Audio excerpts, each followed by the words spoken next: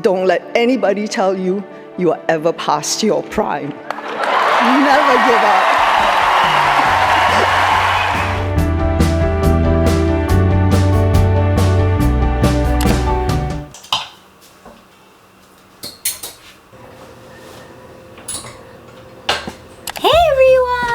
Happy birthday to me and to all the ladies out there. Happy International Women's Month to us. So today is gonna be a bit different because I haven't done this in a while, at least on the vlog. I would do it for my TikTok. Hindi na ako nag-get ready with me content dito for like quite some time already. But for those of you who have been like following me on the vlog, you probably have seen like changes in me over time. Because when I started this vlog, I was just in like my late 30s pa or like mid 30s. And then now I'm already entering my early 40s. So I turned 42 this year. So you're probably gonna see it on my face and also my body and all that. It is so true that when you hit 40, things just begin to change. Like, malabo na tong screen sa akin.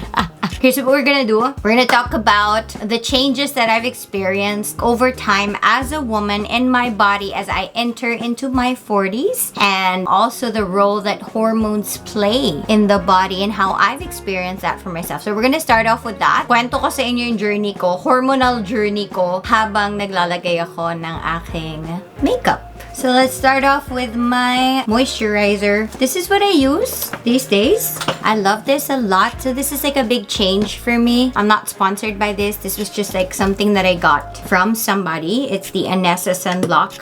Ngayon, especially when I started entering my 40s, na-feel ko na yung need na i-protect yung facial skin ko. Because it's like so exposed to the sun. So I don't know, but I do feel it. My skin is not as easy to manage as when I was in my 30s and lalo na 20s. So pag tinitingnan ko yung mga pictures ko dati, parang ang ganda ko pala dati. Tsaka yung mga bongga kasi dun, wala ko masyadong ginagawa. Ang ganda ko lang. Pagising ko, pwede nang dumiretso sa mga bagay-bagay. So anyway, I'm going to go see my doctor. She's my functional doctor. She was the one who, you know, helped me a lot when it comes to managing my hormones, which I didn't even know was my problem to begin with. She was just introduced to me by my sister, and sabi niya, you might want to check her out because I was then having problems with my reproductive system. I would miscarry. So I've miscarried 2017 and also 2018. Basta ganun, somewhere around that time. Na by the time that it happened to me a second time, I was already thinking something's up. Like, why can't I keep a baby in my tummy? So this is when I searched for her. So her name's Dra.Sheree Bondoc from the Core Clinic. Ever since my first meeting with her, I have never stopped getting in touch with her about all things that would happen to my body. I'm gonna have another consult and a vitamin drip. So this is kind of like my 42nd birthday gift to myself, no? So sobrang daming kailangan gawin sa buhay for your children and also for the household. Diba ganun naman kasi yung mga nanay at saka mga asawa. You are also the manager of your household. And having to do all of those things is like a managerial task, diba? Madaming nasa to-do list mo every day. Usually, yung nakasalalay sa'yo ay yung thriving, hindi lang surviving ng mga family members nyo. Kaya siya mabigat na task for you. And so,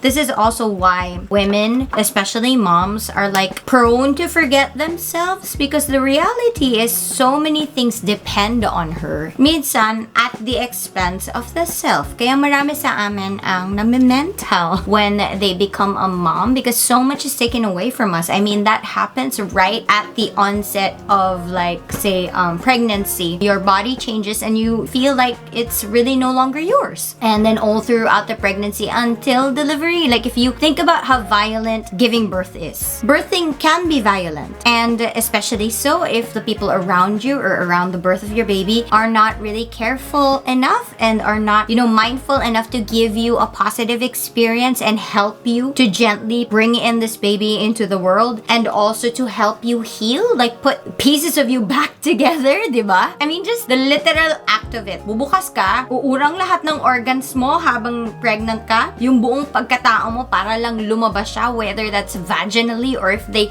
like have to slice you up. Doesn't that sound violent? And that already kind of like shows you what it means to be a mom and what it requires of us, and how then it shapes us to be people who are more for others than for ourselves. And that's a good thing until taken to an extreme. And you know, birth, pregnancy, hindi lang dun nagsastop yon sa like physical aspect, but also chemically you are so changed. Like the flood of hormones in your body is just something that men will never experience in their lifetime, right? Actually, itong pagbubuntis at panganganak ang nagdala sa akin sa greater knowledge of hormones, which is something that I feel like I should have paid attention to even when I was younger. Parang how I wish that, you know, younger women were walked through this like hormonal thing earlier on in their lives para lang mas naiintindihan natin how to take care of it. And this is why I'm gonna visit Doctora also later to kind of like interview her and give you information on like how do we have optimal hormonal health. Because for me, like what I said, parang nagkaroon lang ako ng awakening dyan nung sunod-sunod na yung miscarriage ko na parang okay, something's up. And then she asked me to do the Dutch test. The Dutch test is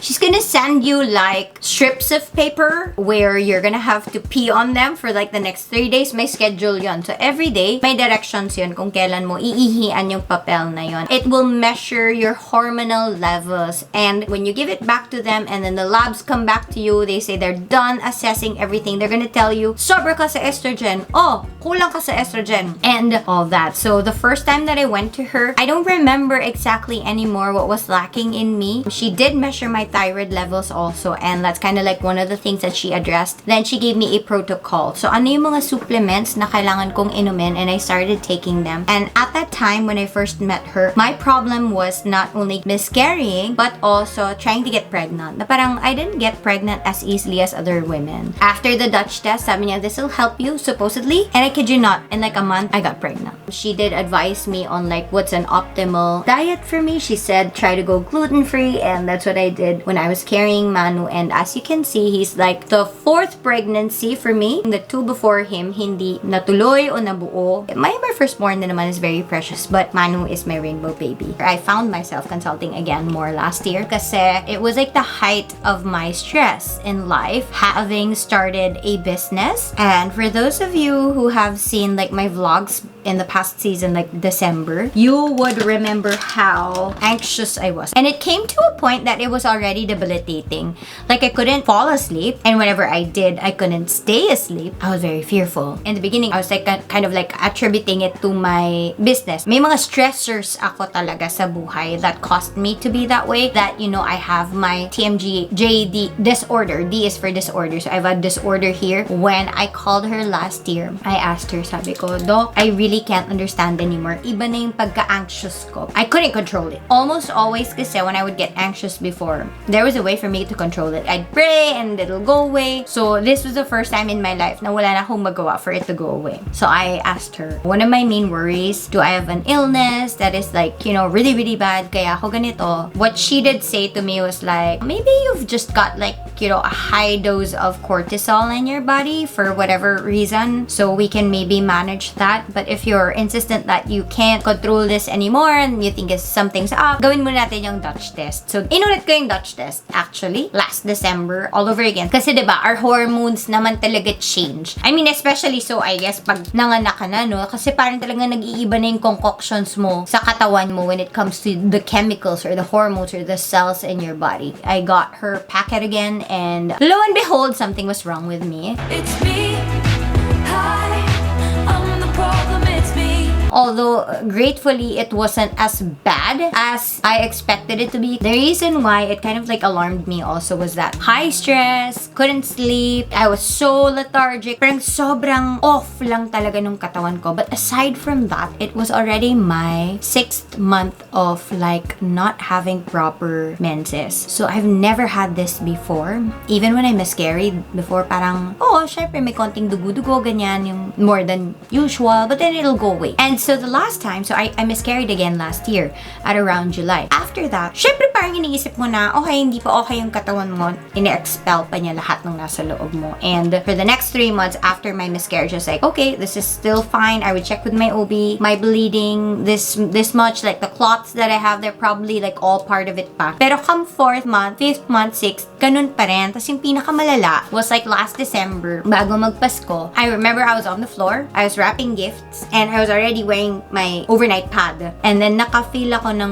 malakas na gush. And you know, it's normal naman to feel like a really strong gush pag meron ka, diba? Pero ito, yung pag-gush niya talaga, as in sobrang lakas. But then when I stood up, mas lalo pang feeling ko, ay, di yata talaga normal to kasi tumagos siya sa floor. Kahit na nakapants ako, kahit na may pad na ako, tumagos pa rin siya sa floor. Sabi ko, parang iba na to. And then when I put my pants down, may nalaglag na clot. Probably this big. Parang syempre, church ako. Sabi, pagka daw mas malaki sa 25 cents, parang hindi na daw okay yun. That was when I thought that, you know, something's really up. My reproductive system is just out of whack again. And I really, really need help from doktora. Nung ginawa namin, yung test, bumalik siya, maybe latter part of December, ang nakita nila ay low progesterone. Like, almost post-menopausal levels. Hindi naman yan sinabi sa ating health subject nung bata tayo na parang, watch out for your progesterone or your endocrines, whatever, diba? Doctor is telling me that low progesterone can actually produce that feeling of anxiety talaga. And some people who have very, very, very low levels of it, like dangerous levels of it, describe the feeling as parang nang nababaliw. And when she said that, I was like, yo, feeling ko talaga, baliw na ba ako? Ba't hindi ko na ma-stop yung feeling na natatakot ako, hindi ako okay, na mamamatay ako? So parang, dun lang nag-make sense lahat. So when she saw that result, she again gave me a protocol and said that, let's try this, hopefully this resolves it. If not, we'll talk again. Siguro in about a few days, everything changed. Like, I could sleep again. I didn't feel that kind of anxiety anymore. Pag natakot ako, parang nalalagyan ko siya ng logic. You're just thinking that. And which I couldn't do before, prior to the protocol and prior to my consult with Dra. Plus the fact that umayos yung aking menses. That's exactly what Dra.Sheree does. And she's like a magician. She's like our mama. Parang when we're like all getting so riled up about things in our life that kind of like trigger us into our downward spiral when it comes to our anxiety, diba? Andiyan lang siya na parang calm mama na nagsasabi, okay, maybe there's a protocol for you that can help you manage that. That is gonna be the vlog today to help all of us women. And if you're a guy, I don't know what you're doing here, but it would be great if you could also like use whatever you learned from this vlog to help your female friends, because it's really hard. We're not normal in that sense. Later, I'll ask my husband to say it for me na lang kasi hindi ko masabi verbatim yung sinasabi niya tungkol sa mga katawan ng babae na kung gaano ka special ito. And I really agree with that. I mean, women's bodies are like so powerful, but also so sensitive. And the reason why it's so sensitive is because it's designed to do many life-giving things. Women, love your bodies. I know we come in all sorts of like shapes and sizes, and sometimes we don't feel so good about it. Feeling natin, ang taba natin, ang hindi natin strong, and all that. Pero sinasabi ko sa inyo na pag dumating yung panahon na kailangan talagang gumalaw at gamitin yung mga katawan ninyo, it will be there and it will do its function because that's what we are designed to do. And so I also encourage you women to go and visit your doctor. Don't overlook, don't neglect your bodies because it deserves a very, very good treatment. I think that we should be aware na ang mga babae may tendency na kalimutan yung mga sarili natin. So when we have that reminder in our head, let's put it in our schedule, di ba? Whatever is not in your schedule is not important. So let's put it in our schedule. Kailan ba natin bibisitahin whoever it is? Have your regular checkup. Like, I just had my mammogram for the very first time and I was so scared. Sabi ko, ate, masakit ba to? Sabi niya, depende po mami. Yung iba nasasaktan, yung iba hindi. And gratefully, hindi naman ako nasaktan sa mammogram ko. And everything is clear. Nothing to be worried about. So, women, go get your checkup. Marami pa yan. Mamaya tatanungin natin, pagpunta natin kay doktora, kung ano ba yung mga kailangan nating pinapacheck. And according to age din kasi yan eh. And according to pera, kung marami kayong pera, edi pa-check nyo na lahat kahit maaga pa. Kung wala, pray na lang tayo. Okay, last few na lang tayo.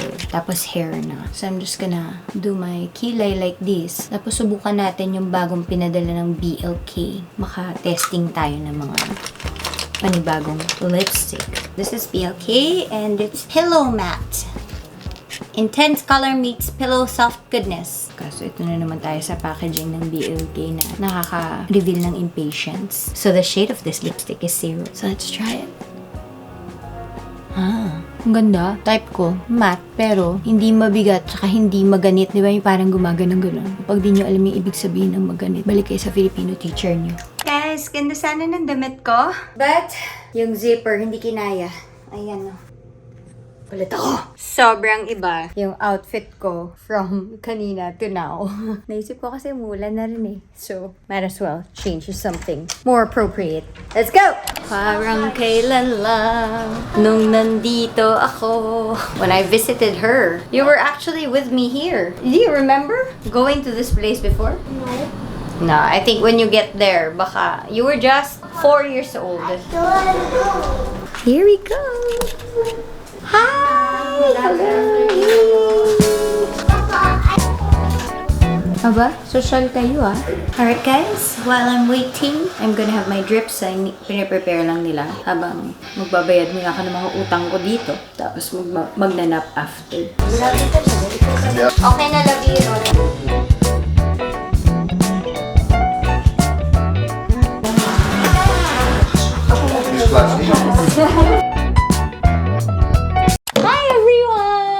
Welcome! We are finally here in the core clinic and this is Dra.Sheree.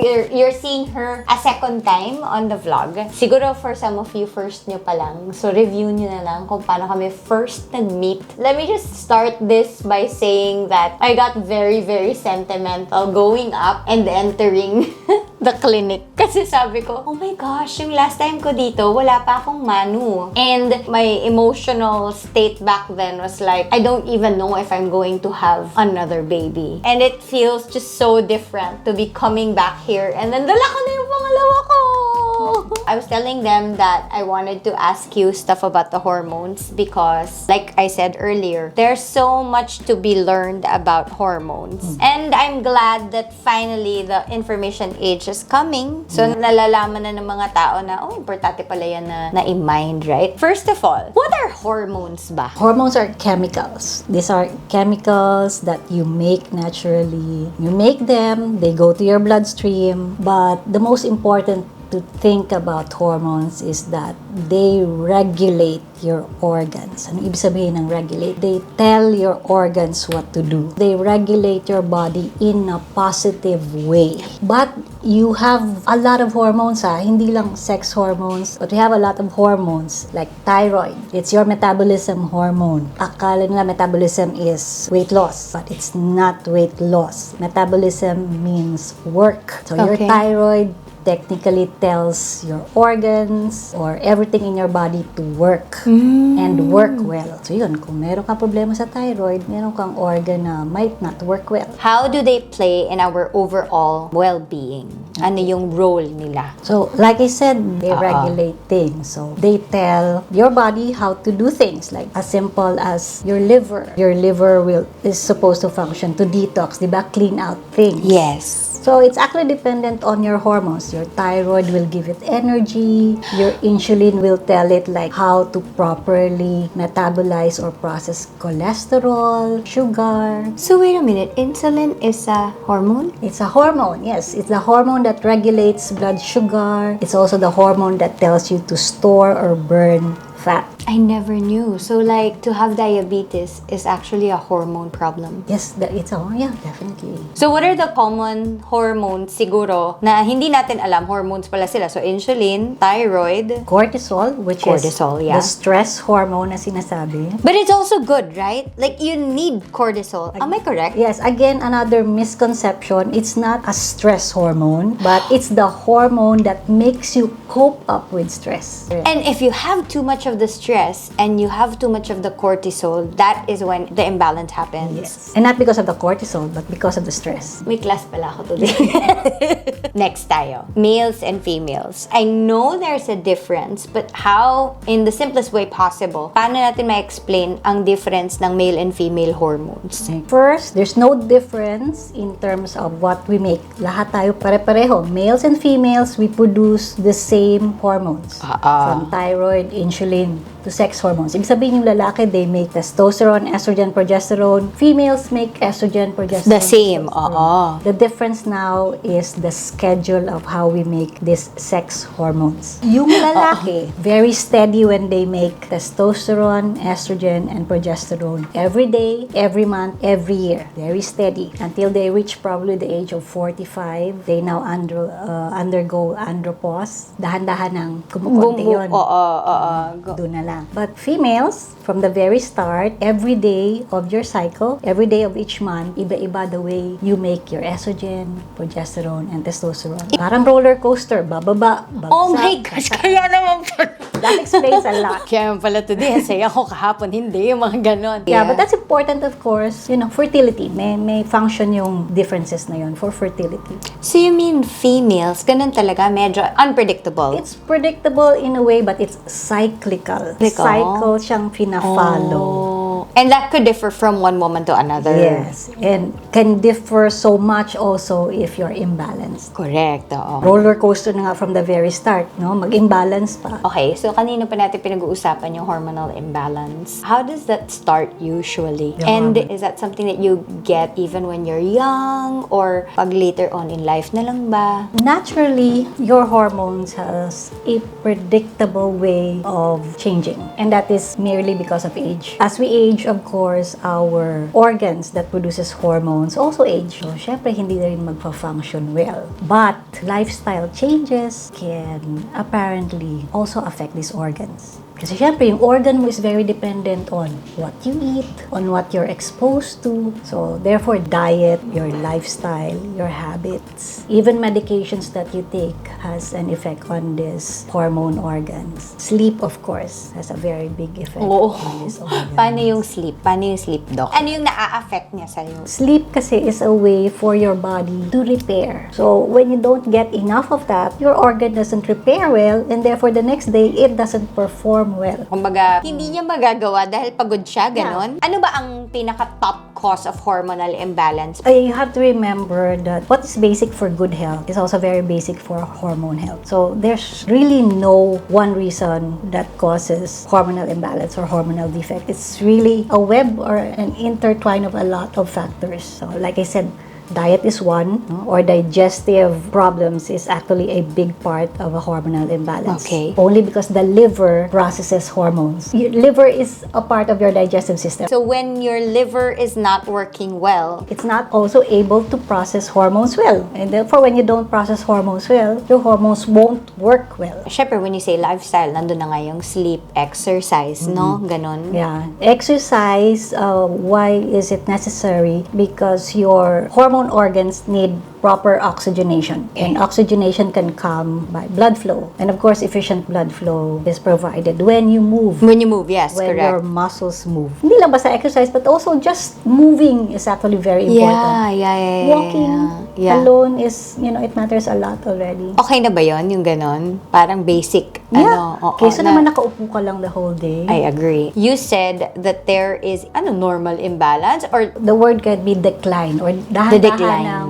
bababa yung paggawa mo nitong mga hormones na to. and that's normal kasi ganun talaga due to age. Yeah. For women, ano yung age range na kailangan namin i-watch out for? 45 is the start of perimenopause. And then it lasts for how long? 10 years to 15 years, depende. What exactly happens ba when you're experiencing this? Ano yung nagde-decline sa'yo? Which of all the hormones? Of course, your sex hormones, estrogen, progesterone. Your hormones kasi, they are a system. So, pag may isang hormone bumababa, chances are maapektuhan yung iba. Iba. When you're menopausing or perimenopausing, hindi lang yung sex hormones mo yung bumababa or bumabagsak. Kasama dyan si thyroid, si insulin, kasama dyan si cortisol. Because it's a system. Yes, right. it's a system. And what do you usually experience when you're going through imbalance ba? Or yung pag meron ka lang totoong imbalance. Yeah. Yung parang pag bata ka pa, hindi ka pa naman talaga nasa age na ganun, tapos meron ka ng mga nararamdaman. What are like symptoms that we can watch out for? Regardless of age, is usually fatigue. Because if your organs are not properly working well, you don't get much fuel. So usually that comes in a form of So that's the fatigue first. or low energy, brain fog. The way most patients would describe it, clouded yung kanilang memory. Kaya fog no? Oo. Different from one patient to another, but they know it. They know right away. Kasi hindi ako ganun kabilis magbasa. Or dati ay isang sentence lang na intindihan ko na, pero ngayon kailangan mong ulitin sa akin 3 times or 4 times. Something like that. Actually, very key yung sinabi mo na dati. Doon mo lang naman malalaman na kasi may comparison ka from before na, you know, I used to be ganito. Tapos biglang isang araw hindi na lang ganon. One of the things that's very obvious is if you have changes in your menstrual cycle. The moment you don't have your menstruation, it's already a sign that you're having a hormonal imbalance. It might be temporary, but it is a sign of a hormonal imbalance. If you're feeling unusual fatigue or Yes. low energy that is not secondary to work, like even if you're sleeping well, Yes. even if you're on vacation, pagod pa rin yung feeling mo. Tama! Oh my gosh. There's already changes in your emotions. Wala ka namang problema. Bakit ka anxious? How to differentiate an emotion if it's hormonal or not? Dapat walang external factor. Ibig Correct. sabihin, you're not undergoing anything that is causing you that emotion. Magising ka na lang, depressed ka or anxious ka. Ngayon, Doc, what do we do para magkaroon ng optimal hormonal balance? Para maiwasan yung imbalance? Like I mentioned, what is basic for good health, also basic for hormone health. So you start with a good diet. Hindi naman kailangan talaga like super naka-diet ka, Na stricto, no? To be very frank, just avoid as much as possible. Too much sugar, too much processed food, and then move. Not necessary like you have to exercise every day. Just move, walking at least 15 minutes a day to make sure that yun lang iisipin mo, kailangan kong mabigyan ng blood flow yung hormone organs That's ko. all, yeah. Third one is stress. You can never avoid stress. Hindi na siya excuse ngayon na kasi stress ako. Everybody goes through stress. But we can try to learn how to cope with stress in a way in our daily lives. If you can find a way to cope up with how this stress is affecting you emotionally, then in a way you can try to avoid that it will affect your hormone. Yeah, basic. That's it. Very basic. Of course, this is very easy to say. It's quite hard to do because of the current environment that we are in. Actually, when you already have a hormonal imbalance, think of it that you already doing something or you're being exposed to something bad for more than a year or 2 already. Wow. So can this be like also an effect of how you spent your younger days? Is that Definitely. That's why habits actually is also very important. if you have a balanced hormonal production, magiging okay ka rin ba mentally? Doctors know, no, that the body and the mind, they're intertwined. And therefore, certainly, mental health is associated with hormone health. There's already a lot of studies showing that poor nutrition is very associated with depression. And this is poor nutrition. Ano ba kinalaman ng hormones? They have shown that these teenagers with depression and poor nutrition also have dysfunctional thyroid and cortisol So doon levels. nagsisimula. That the depression is not just because of the poor nutrition, pero naapektuhan na kasi pati yung thyroid and their cortisol hormone. And of course, we know that when you do good diet and when you exercise, you're mentally better. Your sex hormones, they have a direct connection with your neurotransmitters or the things that you make in your brain that affects your emotions. paano? They have a direct link like testosterone, dopamine. So that's your drive and motivation neurotransmitter. Di ba, that's what they always say. Like guys daw, if you want them to do what you want them to do, Patasin mo yung testosterone. paano pa ba? So there's a scientific answer to that. Progesterone is your natural volume or anti-anxiety hormone. If that's low, you know what Yun happens. yung bumaba sa akin nung Disyembre. Estrogen naman, that's what increases when you're pregnant, right? But if you're not pregnant, then that's very high. What happens to you if you're not pregnant? Yun, para kang pregnant. So you're very like... Really? You're Ganun? very emotional. Di ba yun sila, Totoo para kang ba? buntis, hindi ka naman buntis. Ano ang mga supplements na pwedeng i-take, lalo na ng mga babae? That's quite very specific specific. Vitamins kasi hindi siya yung like pwedeng mong inumin lang just because they're supplements. Hindi ganon, no? Actually, vitamins and this CoQ10, magnesium, these are all components of your cell. Lahat yan meron ka sa cells mo and you need all this so your cells can perform well, they can thrive well. The only time that you need the supplements is kung kulang ka. Kulang siya, oo. How do we know if we're lacking? Unfortunately, the only way to know is To test. measure and if test. But of course, if you don't do that, then basically, Manghuhula ka lang. yeah, you get yourself like a multivitamin. It's better than nothing. Sabi nga nila, it's an expensive urine, but actually, it will help definitely kasi parang pinapakain mo yung mga cells mo. Kasi sabi nila, because if you take in multivitamins, you just Because you're gonna pee. Oh. Okay, I got it. Yeah, yun pala ang wisdom ng multi. Yeah. Na parang ihi mo na yung excess mo. Kunin mo yung kailangan mo. Kailangan ng katawan. But if you really are feeling something, it's better to have yourself checked. Yes, of course. What are tests that they can make? You can start with the basic, general muna. Check your sugar, cholesterol, liver. Of course, it's doctors kasi who would really tell you to check for your thyroid and insulin. If there's like a suspicion. Yeah. Doon ka muna mag-start. Kahit yung sugar mo lang i-check mo, yung cholesterol. Pag itong dalawa may problema, Next, kailangan ayusin mo na yon. When you see these things, these are already signs actually. If you don't fix this, kasunod na nun yung hormones ang magiging defective. Oh my gosh, okay. And if you are like, you really want something more conclusive, I would say, I would highly recommend the Dutch test that we've done twice already. It's the gold standard for hormone testing already worldwide. No? So it's an acronym for Dry Urine Test for Comprehensive Hormones. So it does not only test for hormone levels, but it will also tell you how you are processing your hormones. Saan-saan siya pumupunta, breast area, paano ina-accept or pinaprocess ng breast yung hormones na yun. Sige, Doc, last thing na lang, any particular story recently that has yung parang feeling mo, wow, this is really what I do my work for? To be very honest, I know the stories of all my Yeah. patients very intimately, so that their success stories are very moving for me. For you, yes. Oo. And ilan na yun, I can't anymore count how many patients know. cry before and after a consult. Oh! Most of them are, but very recent, well, I had this 48-year-old woman undergoing perimenopause, single mother of two, who came here because she told me that slowly yung two sons niya parang lumayo-layo na sa kanya. When before they were so close. And she knows it's because of what's becoming of her when she started having perimenopause. Apparently, nagiging mainitin yata yung ulo niya. So, it came to that point na parang nagkakaroon na ng gap yung kanilang relationship.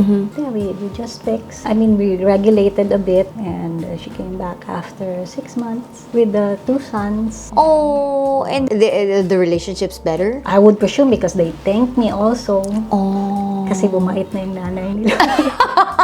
But yeah, that's just one of the many. That's what's good about the hormones. Kasi it might cause you a very significant change in your life, but also when you fix it, very significant din yung effect niya. And that's why I love what I do. I know. I can see and I can imagine how fulfilling it must be. Thank you so much, Doc. In behalf of me, Moira, and a lot of other women that you've helped, thank you so much. Alright guys, so we are done. It was such a good talk with Doctora. And while we were wrapping up, hindi nyo nasabi to dun sa video. Isa rin pala sa mga causes ng hormonal imbalances that if there's a significant event in your life, something big or huge happens, can cause stress. And like what she said earlier, that when the stress goes up, your cortisol kind of like compensates for that. It tells the body to shut down. And so, parang gusto ko na lang din ipaalala sa ating lahat, kahit na gaano tayo ka-healthy, pag meron talaga mga nangyayaring tragic sa buhay natin, isa yan sa mga nagiging causes ng ating hormonal imbalance. And so, we must take good care also of everything that surrounds us, right? Na hindi lang yung mga healthy stuff yung kinakain, ginagawa. But even our relationships play a role in our overall hormonal health. So I hope you guys take the time to take care of that. To really mind who you are doing life with. There are certain people, certain places that just, don't do good for you. They trigger stuff in you. It's very tragic for you to come face to face with these things. So we need to be mindful of all of those things. Kasi kung hindi rin talaga,